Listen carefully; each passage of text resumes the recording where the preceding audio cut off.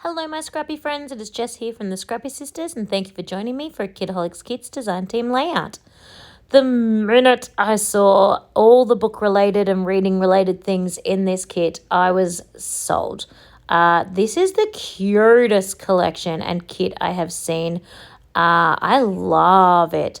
So I absolutely took this photo that I'm using for this layout specifically to design with this kit or to make with this kit. I do not need this photo scrapbooked. It's not a bad photo, but it's not usually something I would include in my scrapbook.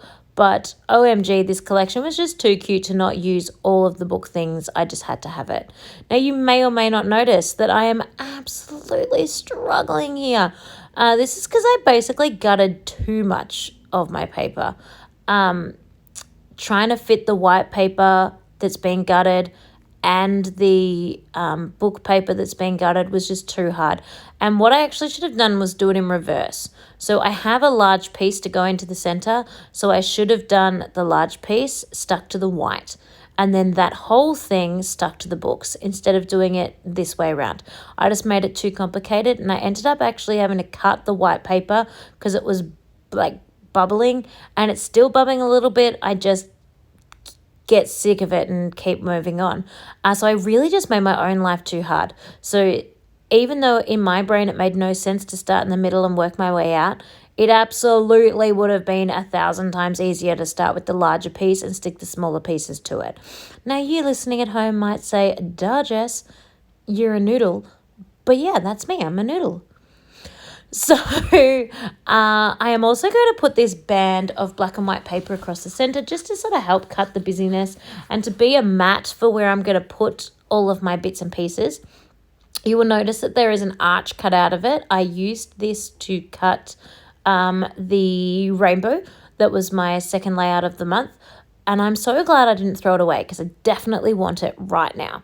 So I went ahead and cut apart the cut apart sheet with all the tags, and I pulled out the 3 main tags that were about reading and about books, and I am determined to get all 3 of them on here with my 2 photos.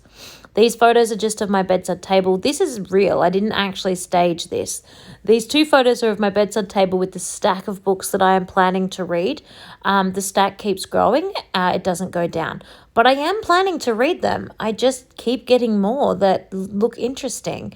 Or I'll borrow one from the library when I take the boys to get library books and think, well, I better read the library one first because it's going to be due back. And then the book beside my bed just sit there for longer. But I will get to them at some stage. So even though I took this photo specifically for creating this layout, it is an accurate photo of what my bedside table looks like. Just with extra things on it from time to time, like my cup of tea or my earphones. So you can see that I really dug to the bottom of the barrel for all the bits and pieces. I don't know what I was doing with all those little bits of thickers, but I found them stuck to one of my thicker sheets. I'm like, that's ridiculous. So I threw them all onto there. And this cute little girl reading a book is just the cutest little tag. So it definitely had to get on. And I'm not too worried about it covering so much of the photos. You absolutely don't lose like the essence of what this story is about. So that is perfect. So sticking all that on. I adore that background paper. I was worried it was a little bit busy, but it's amazing what adding that white border does to sort of calm down the photo. Of course, the background. Of course, not to mention that horizontal piece, of course, definitely helps calm down the background by adding that sort of contrasting color that tones it down a bit. But even just that white border sort of cut the busyness a little bit for your eyes. So that was a really cool addition. So this title here that just says the story, it is from an old Vicky Booten set of thickers, most highly likely from a kit in the past from Steph, like 99% sure that they will have been from Steph at some stage. It actually said the storyteller, but I cut the word teller off. You may have seen it behind one of my photos to be a pop-up of my photos because I didn't want it to say storyteller. I just wanted it to say the story. And yeah, popping on all the arrows, all of the bits and bobs come from the thicker book, from the thicker sheet. And it comes with these cute little love hearts too that you can sort of see to the right of the screen at the moment, and they're going to get onto the page as well.